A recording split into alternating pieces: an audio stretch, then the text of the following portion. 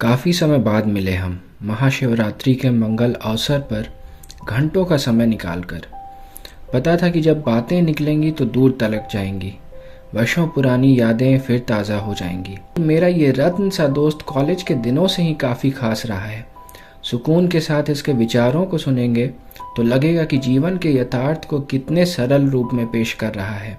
खैर, हालचाल वाली फॉर्मेलिटी के बाद उसने कहा, जानते हो आशीष, अपने दर्द को बयां नहीं कर पाना और दर्द को खुद में ही बर्दाश्त करते रहना इंसान की सबसे बड़ी कमज़ोरी होती है। कई दिनों तक बहुत सा दर्द अंदर दबाए रखा था।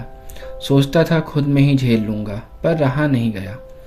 उसने कहा, यूनिसेफ की एक रिपोर्ट भी कहती है कि अभी बहुत सी बीमारियां, खासकर मानसिक रोग, इसलिए हो रहे हैं क्योंकि लोग अपने दर्द को बयां नहीं कर पा रहे।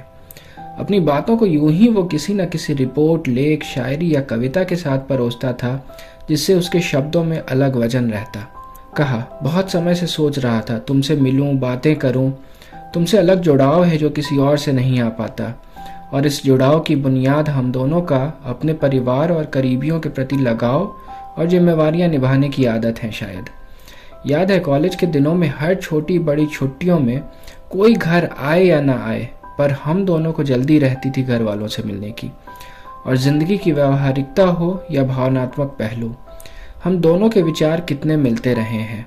शायद आज भी तुम और मैं इन्हीं जिम्मेदारियों और लगाव से बंधे होकर इस शहर में हैं, वरना कहीं किसी दूसरे शहर या देश निकल लिए होते खूब पैसे कमाने।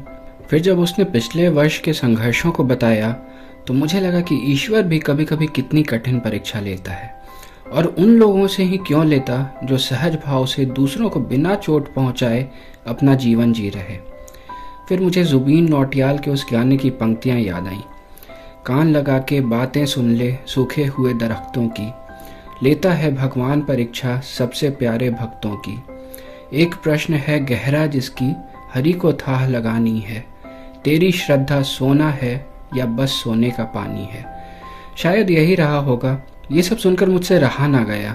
मैंने कहा, मुझे दोस्त कहते हो, पर इतना भी लायक नहीं समझते कि सब कह पाओ। कुछ भी नहीं तो कम से कम तुम्हारे दिमाग के बोझ को तो हल्का कर सकता था। और वो क्या ही दोस्ती जिसमें हम एक दूसरे के कठिन क्षणों में साथ ना रह पाए।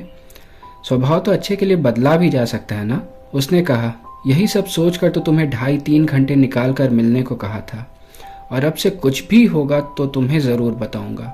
दर्द खुद में सहने का स्वभाव मुझे खुद के और अपने आसपास वालों की बेहतरी के लिए बदलना होगा, क्योंकि लंबे समय में मेरा ये स्वभाव मेरे अपनों को भी पीड़ा देने वाला हो जाता है।